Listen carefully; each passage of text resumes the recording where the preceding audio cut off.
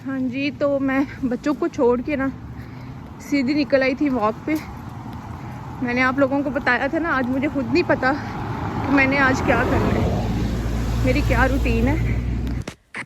हाँ जी, अस्सलाम वालेकुम व्यूअर्स, क्या हाल है आप सबका। आई होप आप सब लोग ठीक ठाक होंगे और खुश होंगे।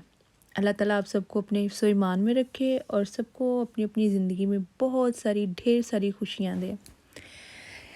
आज का दूसरा दिन है मेरी वॉक का और आज मेरा टारगेट था कि मैंने 1 घंटा पूरा करना है, 1 आवर की वॉक करनी है मैंने और जॉगिंग भी स्टार्ट करनी है, लेकिन वो आहिस्ता आहिस्ता पहले थोड़ा सा स्टेमिना बन ले, उसके बाद जो है वो जॉगिंग भी स्टार्ट करेंगे, क्योंकि जॉगिंग करने से जो है ना वो ज़्यादा फ़र्क पड़ता है।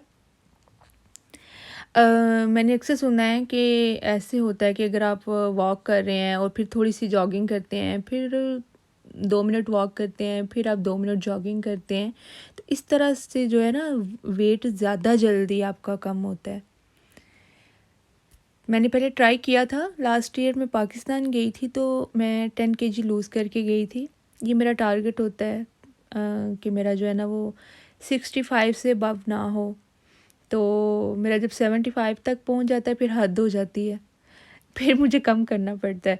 तो मैं लास्ट टाइम पाकिस्तान गई थी, वहाँ मैं जाने से पहले वहाँ पे शादी थी और मुझे ये था कि बस मेरी ड्रेसिंग अच्छी हो जाए, तो मैं करके गई थी 65 पूरा करके गई थी, क्योंकि मेरा 75 हो चुका था और अब भी फिर वही टारगेट है कि दोबारा से मैंने 65 पे आना है। मैंने सोचा मैं आप लोगों से अपनी कुछ पिक्चर्स भी शेयर करती हूँ। ये मेरे जो ब्रदर इन लॉ हैं उनकी बेटी की शादी थी, तो तब मैंने ये ड्रेसिंग की थी और यहाँ पे मेरा वेट बहुत ज़्यादा लूज़ हो गया था, मैं 10 kg कम करके गई थी। ये हमारा आई थिंक मैट्रेस आ गया। अस्सलाम वालेकुम। अस्सलाम जी मैट्रेस के लिए है। जी ठीक है, आप ले आए अंदर। फाइनली हमारी डिलीवरी जो है वो नेक्स्ट डे ही उन्होंने भेज दी थी और मैंने शुक्र किया कि चलो मुझे ज़्यादा वेट नहीं करना पड़ा, वरना मंडे पे काम चला जाना था। जी मैट्रेस मेरा आ गया और लग तो अच्छा रहा है, शुक्र अल्लाह का कि उन्होंने कहा था कि हो सकता है आज लेके आए, आज डिलीवरी आएगी, अगर आज ना आई तो फिर मंडे को आएगी। और मैं दुआ कर रही थी कि आज आ जाए, और क्योंकि मैंने थोड़ी सी सेटिंग चेंज करनी थी, फिर आपको पता है कितनी टेंशन होती है ना कि बस जो काम ख़त्म हो जाए वो बेहतर होता है। बस जी घर पे कोई चीज़ ना आ जाए और बच्चों का जो है ना वो उद्यम शुरू हो जाता है, समझ नहीं आती इनके अंदर कौन से ऐसे स्प्रिंग जो है वो यूज़ हुए हैं कि थकते नहीं हैं बच्चे। थोड़ी देर पहले स्कूल से आए हैं, अभी मैट्रेस आया और ये उसका हाल कर रहे हैं। और अगर डांटो तो फिर भी ये होता है कि अब जी क्या बार बार बच्चों को डांटना, तो थोड़ा एंजॉय कर लेंगे, ऐसा ना करें तो फिर इनको बच्चे कौन कहे। यूके में घर इतने ज़्यादा तंग होते हैं कि सामान को अपस्टेयर लेके जाना भी एक बहुत बड़ा टारगेट होता है आपके लिए। ये हमारा पहले वाला मैट्रेस है जो अब मैं चेंज करूँगी बच्चों के रूम में ये डालूँगी उनके बेड पे, और अपना जो है मैंने ज़रा हार्ड वाला लिया है। तो ये है मेरा बेड, आई होप कि इसमें साइज़ जो है वो फिट ही होगा इंशाल्लाह। ये देखिए माशाल्लाह से साइज़ बिल्कुल जो है ना वो परफेक्ट है, ये देखें परफेक्ट साइज़ है। यही टेंशन होती है कि अब मंगवाया है, डिलीवरी भी आई है स्पेशल, तो ये ना हो कि साइज़ में फ़र्क आ जाए, फिर चेंज करना बड़ी टेंशन होती है इस चीज़ की। जी तो फ्राइडे को हमारा मैट्रेस जो था वो डिलीवर हुआ था और ये नेक्स्ट मॉर्निंग है, सैटरडे की मॉर्निंग है ये। और सुबह सुबह उठ के मैंने कहा कि आज सैटरडे है, बच्चों के लिए कुछ स्पेशल हो जाए। आने लगी थी आलू वाले नान, तो उसके लिए मैंने सोचा, एकदम से मुझे याद आया कि मैं आपके लिए भी रिकॉर्ड कर लूँ। लाइट बड़ी जी, तो मैं आपको, ये सिंपल पानी है, इसमें मैंने 2 टेबलस्पून जो है वो सॉल्ट के डाले हैं और 2 टेबलस्पून ही मैंने शुगर के डाले हैं। मैं डिस्क्रिप्शन बॉक्स में लिख दूँगी। और इसमें मैंने ड्राई ईस्ट जो है ना 1 टेबलस्पून वो डाला है। और ये है मैदा, इसमें ये पूरा 1 kg है, ठीक है। 1 kg ये है। जो मिलता है सेल्फ राइजिंग ले लें या सिंपल प्लेन फ्लावर जो होता है वो ले लें, तो ये वो है। और दूसरा मैं आपको दिखा देती हूँ कि ईस्ट मैंने कौन सी यूज़ की है। ईस्ट मैंने ये वाली यूज़ की है, ठीक है। ये टेस्को से या किसी भी मार्केट से इजीली अवेलेबल है। और ये मैंने 1 टेबलस्पून डाली है। मैं आपको दोबारा बता देती हूँ, 2 टेबलस्पून मैंने इसमें शुगर डाली है और 2 टेबलस्पून ही सॉल्ट डाला है, ठीक है। ऑयल जो है वो मैं बाद में जो है वो डालूँगी, इसके पानी में मैं मिक्स नहीं करूँगी। एक ही दफ़ा आप पानी में मिक्स कर लें, सिंपल सा तरीका है, कोई इतनी लंबी चौड़ी नहीं है ये टेंशन वाली बात। और इसी तरह ये आटा जो है आप यूज़ कर सकते हैं नान के लिए भी और पिज़्ज़ा के लिए भी। सेम यही प्रोसीजर है, नान के लिए जो आटा गूंथते हैं और पिज़्ज़ा के लिए, ठीक है। ये वही चीज़ है। इसको अच्छी तरह से आपने मिक्स कर लेना है।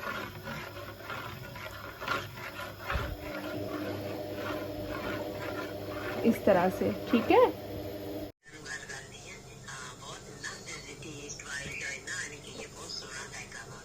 हाँ एनजी है, बड़ा ज़बरदस्त। तो उत्थे फ्रूट आ गया, बड़ा फ्रेश मिल रहा है माशाल्लाह जी। इधर मेरी दोस्त की आ गई थी कॉल, तो उसके साथ मैं गपशप लगाना शुरू होगी। कुछ फ्रूट की बात कर रही थी वो। हमारी एक फ्रेंड है, तो उसको इटली से जो है ना वो उसके हस्बैंड ने फ़्रूट भेजा था। उनकी वहाँ पे अपनी फ़्रूट की शॉप है, तो वो जब भी आते हैं तो फिर फ्रूट वगैरह फ़्रेश लेके आते हैं। जब मैं स्पेन में रहती थी तो मैं भी वहीं से फ़्रूट वगैरह यूज़ करती थी। इतना फ़्रेश फ्रूट वहाँ पे मिलता है, वैसा फ्रूट यूके में मैंने बिल्कुल नहीं देखा। तो खैर ये मैंने उसी पानी के साथ मैंने आटा जो था ना वो गूंदना स्टार्ट कर दिया था। और मुझे पता है कि मेरे लिए ये पानी जो था ना वो इनफ था।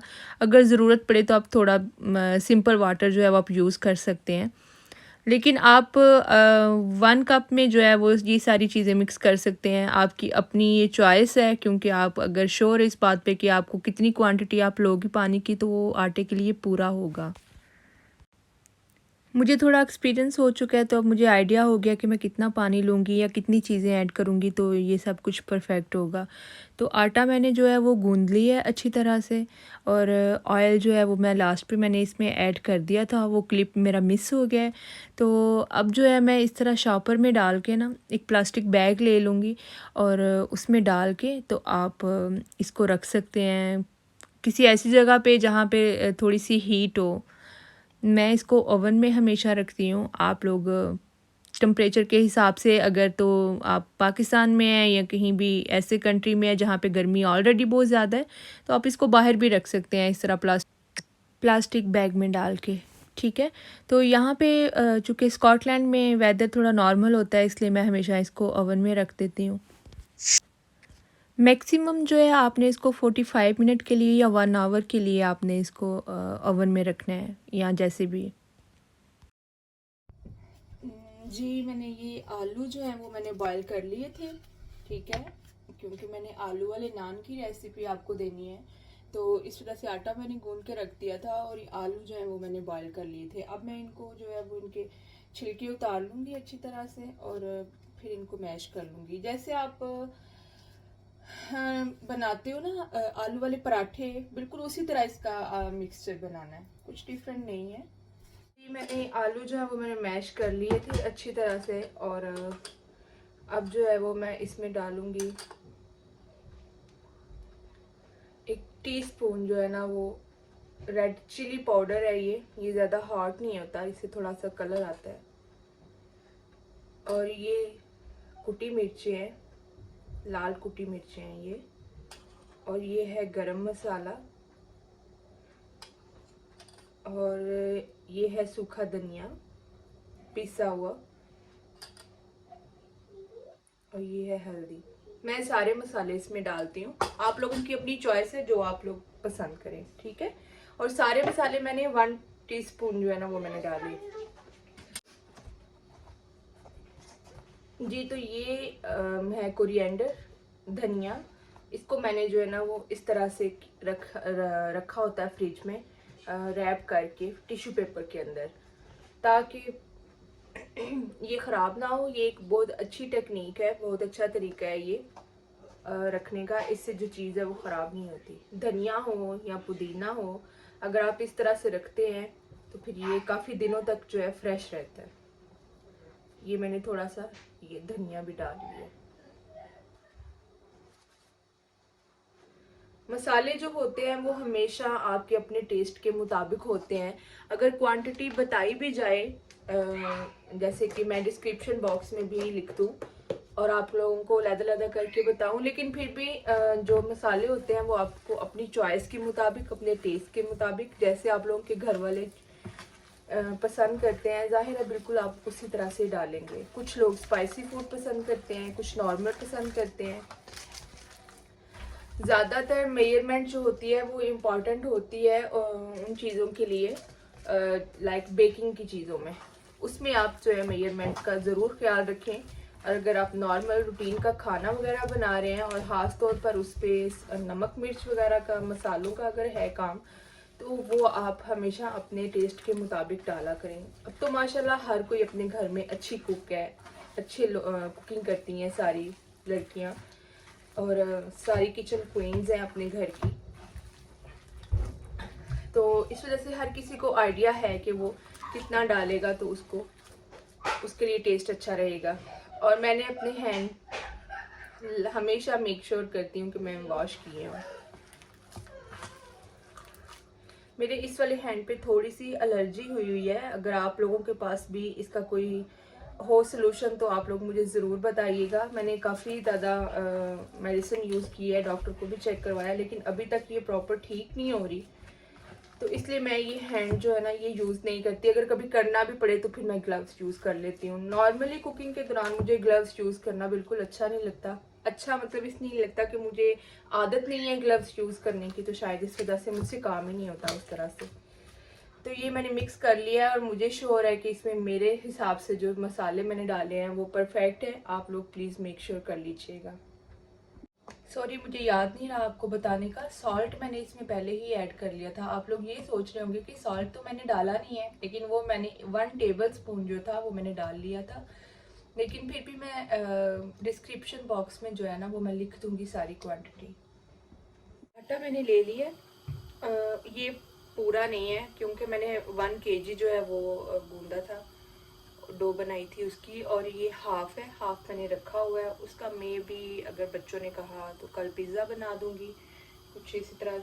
अगर पॉसिबल हुआ तो मैं आप लोगों से वो भी शेयर करूंगी रेसिपी।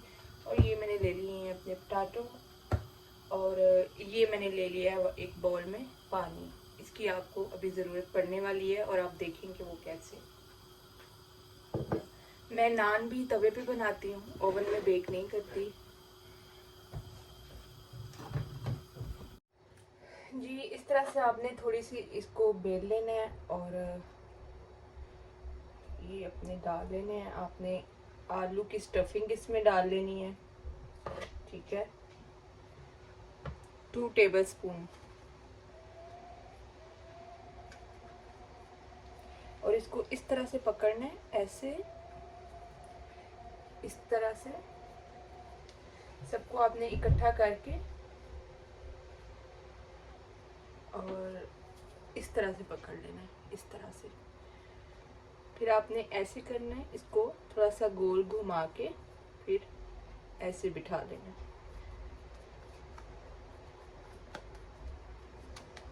ये देखें। उसके बाद जो है जी वो आपने इस तरह से नॉर्मल जैसे आप पराठा बनाते हो, कुछ लोग 2 पीस लेते हैं पराठे के, 2 मतलब रोटियां ले लेते हैं इस तरह से।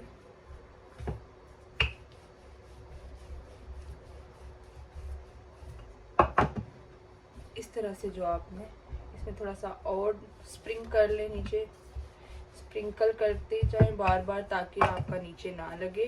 क्योंकि आज मेरे जो है ना आलू थोड़े से मुझे लग रहे हैं जैसे ढीले ढीले हैं जी। जी, तो जब आपने रोटी को बेल लेना है ना, तो इस पॉइंट पे आके आपने एक फोक ले लेना है और उसके साथ आपने इस तरह से इसको थोड़ा थोड़ा सा दबा लेना है,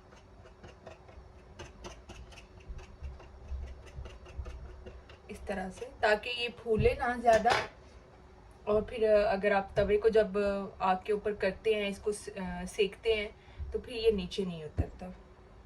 इस तरह से आपने पकड़ लेना है और जो इसकी बैक साइड जो तवे के ऊपर डालनी है ना, उस पर आपने डाल लेना है पानी, इस तरह से, ठीक है, ऐसे। और फिर आपने इसको ये तवे के ऊपर डाल देना है। ये मेरा थोड़ा सा पीस उतर गया है, क्योंकि वीडियो बनाने के चक्करों में ना साथ साथ जो है, नो प्रॉब्लम, आप इस पे दोबारा लगा सकते हैं। ये सेट हो गया, टेंशन नहीं लेनी बस किसी बात की। ये देखिए बबल्स बनना स्टार्ट हो गए हैं, इसका मतलब है कि ये नीचे से बिल्कुल पक चुका है। अब आपने तवे को इस तरह से पकड़ लेना है, ठीक है, और इसको आपने उल्टा करके इसको ऊपर घुमाना है इसके। लेकिन मैं एक और चीज़ भी यूज़ करती हूँ, ये टूल। इसके साथ ये होता है कि अगर आपकी रोटी बाय चांस उतर जाए तो फिर प्रॉब्लम ना बने। तो मैं इसको नीचे रखती हूँ, इसलिए कि अगर रोटी उतर जाए, मतलब नान या रोटी जो भी हो, अगर उतर भी जाए तो फिर इसके ऊपर ही गिरे, टेंशन ना हो मुझे किसी चीज़ की। इसलिए मैं ये कहती हूँ हमेशा आप लोगों से कि अपने आप को कॉन्फिडेंस में रखा करें और हर चीज़ का सलूशन जो है वो पहले ही ढूंढा करें। ये देखिए कितना ज़बरदस्त जो है नान वो रेडी हो रहा है।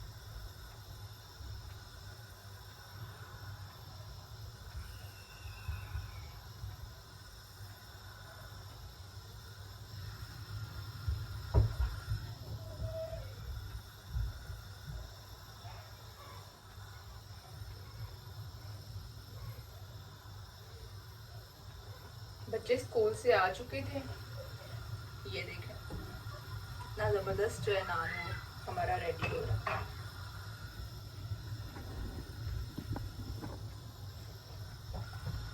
अब मैं आपको इसके बगैर जो है वो मैं बता रही हूँ कि अगर आप इसके बगैर ऐसे करते हैं, तो अगर आप श्योर है इस बात पे कि आपका नान जो है वो तवे के ऊपर चिपका रहेगा, नीचे नहीं उतरेगा, तो फिर आप इस तरह से कर सकते हैं। अदरवाइज मैं सेफ्टी के लिए यूज करती हूँ, ठीक है।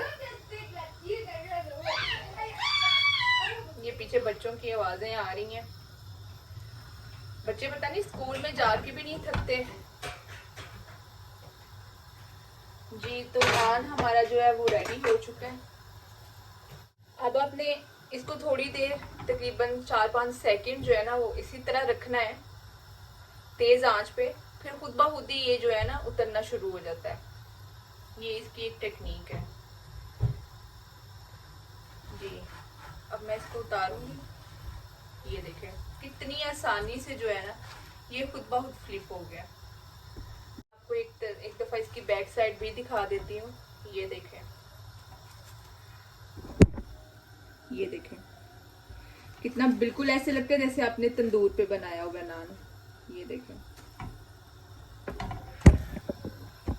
आपने थोड़ा सा इस पे बटर लगा लेना है।